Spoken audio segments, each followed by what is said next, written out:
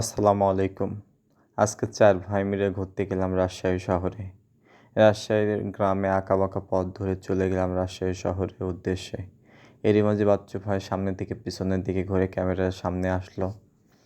Leone ভাইয়ের মনটা মনে হচ্ছে খারাপ।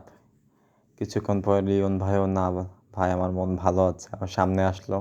আসলে ৪ ভাই মিলে গল্প করতে চলে গেলাম সেই রাজশাহী শহরের উদ্দেশ্যে। এরই মাঝে গ্রামের কিছু দৃশ্য ক্যামেরায় আনলাম। আসলে গ্রামের এই দৃশ্যগুলো দেখলে মনটা ভরে যায়। দু সাইডে আম গাছ আর চারিদিকে শুধু পানি আর পানি। এর মধ্যে রাজশাহীর ব্যস্ততা শহর ঈশ্বরদী, সারদা, চারঘাটা, খুব সুন্দর একটা শহর। এত যানজট, চারিদিকে আসলে চলাটাই অনেক টাফ হয়ে গেছিল।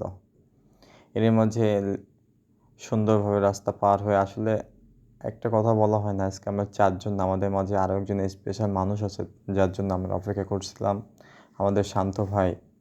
তার জন্য অপেক্ষা করতে দেখি রাজশাহী সেই ট্রাফিক পুলিশ, যেখানে দুটো ট্রাফিক পুলিশ ভাই বসে আছে। আসলে রাজশাহীটা এতটা সুন্দর, ট্রাফিক পুলিশের মনে হয় না আমার প্রয়োজন আছে।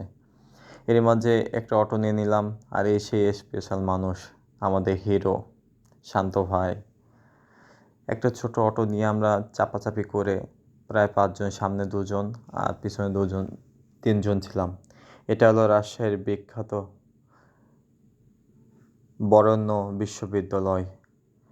আসলে এতটা সুন্দর তা আসলে কল্পনারও বাইরে। গল্প করতে চলে গেলাম রাজশাহীর সেই উল্লেখযোগ্য আম চত্বরে। আসলে আজকে আমাদের উদ্দেশ্য ছিল সিটি হাটার, হানিফ মামার গরুর মাংস খেতে। কিন্তু এত গরু আমার লাইফে আমি কখনো দেখি নাই। হাজার নয়, লক্ষ গরু আর মহিষ, তার মাঝ দিয়ে হেঁটে যাওয়াটা এতটাই কষ্টকর। এরপরে সেই শান্ত ভাই, হিরো ভাই, আমি আর হিরো ভাই পিছন চলে গেলাম, ওরা ২ জন। বলতে না বলতেই চলে গেলাম হানিফ মামা সেই এখানে। যেয়ে দেখি হানিফ মামা খুবই ব্যস্ত এবং আমাদের ভিডিও দেখে হাই দিল। খুবই কষ্টের পরে একটা সিট নিলাম। সিট নিয়ে আমরা ৫ জনে একটা সিটে বসলাম। দেখেন কতটা লোভনীয় সেই গরুর মাংস। ইউটিউবে সার্চ করলে রাজশাহীর বিখ্যাত হানিফ মামার গরুর মাংস দেখা যায়। আসলে ভিডিও করতে মন চাচ্ছিল না, ভিডিও করে আগে খেতে মন চাচ্ছিল। এতটা লোভনীয় তা আসলে বলা যাবে না। এতদিন ইউটিউবে অনেকবার দেখছি যে হানিফ মামার গরুর মাংস এত স্বাদ, এত কিছু, কিন্তু আজকে বাস্তবে স্বপ্ন পূরণ হলো। বিশ্বাস করেন ভাই, যে গরুর মাংস কালাভুনা খেয়েছে সে হানিফ মামার কালাভুনা না খেলে তার গরুর মাংস কালাভুনা খাওয়ার পূর্ণ তৃপ্তি পাবে না আমি মনে করি। আমাদের যশোরের নাজমা হোটেলে তার থেকেও অনেক সুন্দর এই হানিফ মামার গরুর মাংস। প্রাণ ভরে তৃপ্তি ভরে অনেকগুলো ভাত খেলাম। এবার চলে গেলাম রাজশাহীর রাতের কিছু অংশ আপনাদেরকে দেখাবো। আমরা ইউটিউবে অনেকবার দেখছি বাংলাদেশের সবথেকে সুন্দর, সাজানো, পরিষ্কার শহর হলো রাজশাহী শহর। তার প্রমাণ দেখেন, রাস্তাগুলো কত সুন্দর, তেলের মতো। এতটা সুন্দর আসলে কল্পনারও বাইরে।